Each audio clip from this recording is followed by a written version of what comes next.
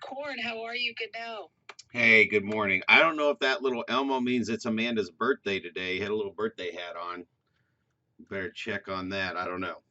Hey, maybe No, half birthday was a couple of days ago. You got time. half birthday. I love half birthdays. These are so much fun to tell people they are having their half birthday. So I'll have to make sure I got some of you guys on that. I send out half birthdays all the time. Okay, Tiffany, thank you for really just bringing me back to my childhood to kick this conversation off. And I got to be honest, I started when I was like 10 years old doing the classic Kool-Aid stand, right? Sitting at the end of the driveway. And I'm sitting here going, "Oh my gosh, I raised my financial thermostat from Kool-Aid because I remember only doing it once and I'm like, this is a pretty good gig, but there's got to be a way to make this money faster than just selling a little cup of Kool-Aid every once in a while." So I literally started building haunted houses in our basement, pulling the couch away, taping blankets to the wall, making crawl through tunnels. I should have prefaced, if you're new to the room, Planet Brad that I live on is a pretty awesome place. Everything's always fun and it's just a total blast up here. So that was my haunted house thing. Then I went even bigger and did an entire carnival in my backyard. Everything was made with like homemade stuff, like refrigerator boxes. We cut a door in there, and we had one of my friends sitting in there with a big globe, and she was like telling people their future. It was hilarious. So when you said you were charging your friends to be part of the club, man, I remember charging 10 cents to go through my haunted house. All right, so let me kind of bring this in, and where my financial thermostat got reset for me was as I went to conferences, and if I got the coaching programs I got into, those might have been a little bit farther down the line. But like I really wanted this real estate thing to work for me, my business. And I would sign up for conferences to go to these conferences and learn from the best.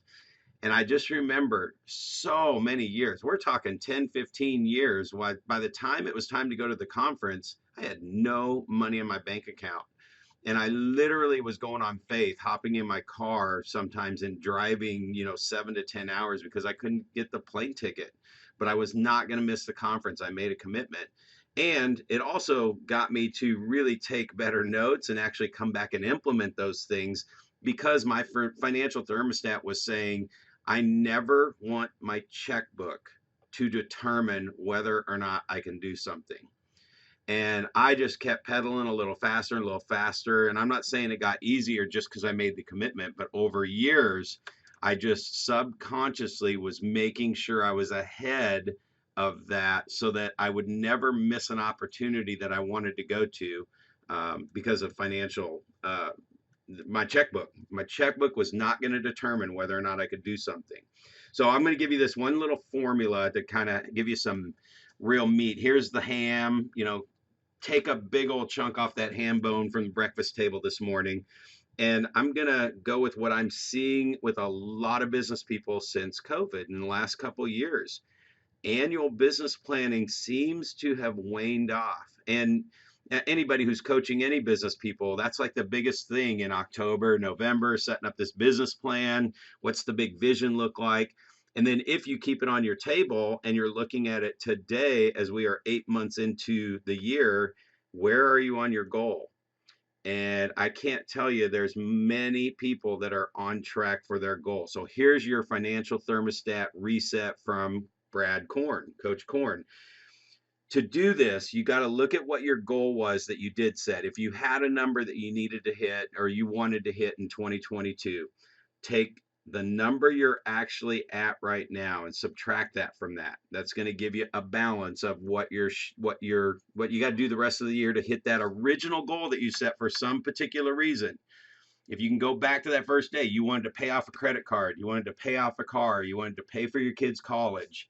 And what too many people do when they're like right now looking at their goals, going, yeah, I'm behind, I'm at 40% of where I need to be.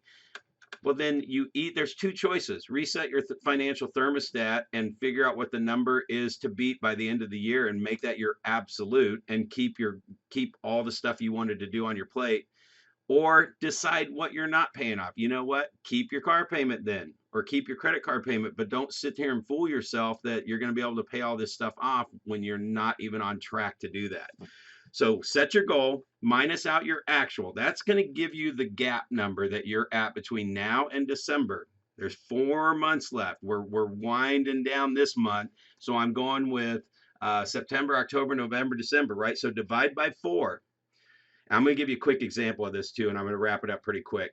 You divide that number, your monthly number of what you have to do every month, because this is still going to look like a pretty big number, and divide that by 4 again, and that will give you your weekly number. Let me take you through this scenario. I want to make $100,000 selling real estate, right? Right now, I'm at $40,000. So I've got a $60,000 gap. Well, so if I divide that by 4 months, I still have to make $15,000 a month. I haven't been doing that so far. So that number can become still a little overwhelming. But if I just divide that by 4 one more time, it's $3,750.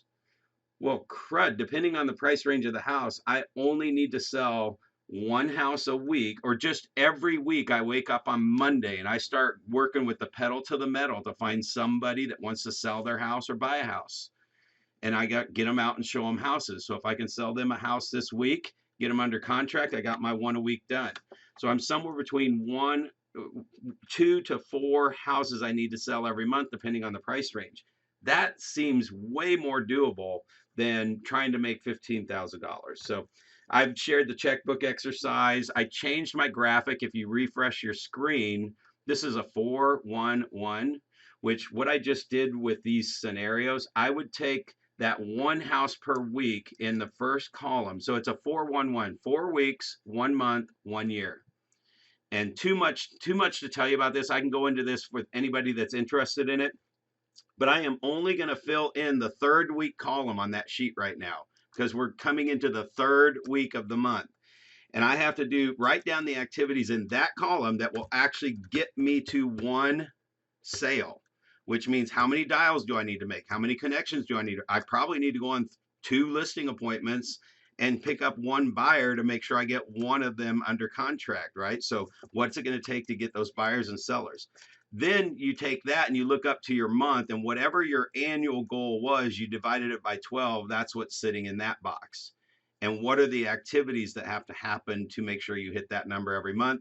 And then the year one is that total year goal. So you might have 52 of these copies printed out, and you're really just working the live week down at the bottom. So I know this topic, really, there were so many core things here I wanted to make sure I got on the table. Hopefully I didn't cut us short or put us into the ish too far. No worries about the ish. I'll one handle that ish. I thought that was just so genius and so much fun as usual. Planet Brad is fun, and you know what? Maybe we need to do like a night room, Brad, where we talk over this. We could like hype this thing up, and we could do a 45-minute room on this topic, because I think that's an awesome way to set goals. It's so available to us. It's not outside of our reach, right? And I just love that. So super powerful. You are just such an asset yourself, young man. And I'm going to pass the mic now straight on and